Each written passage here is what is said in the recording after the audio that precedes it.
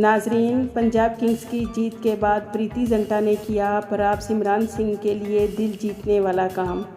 नाजरीन, पंजाब किंग्स ने दिल्ली कैपिटल की टीम को एक तरफा मैच हिरा दिया।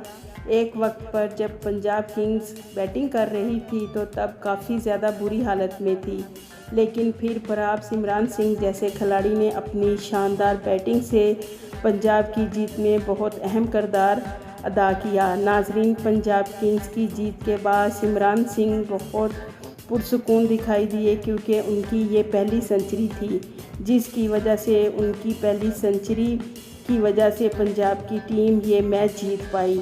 नाजरीन, जब पराग सिमरन मैच से बाहर हुए तो पंजाब किंग्स की मालकन प्रीति जिंटा ने पराग सिमरन सिंह को अपने पास आकर उन्हें गले लगाया और मुबारकबाद के साथ खुश नज़र आईं। नाजरीन, प्रीति जिंटा के इस अंदाज ने सबके दिल जीत लिए और पराग सिमरन सिंह की वजह से पंजाब किंग्स IPL 2023 में अपनी 5वीं पोजीशन पर आ गई।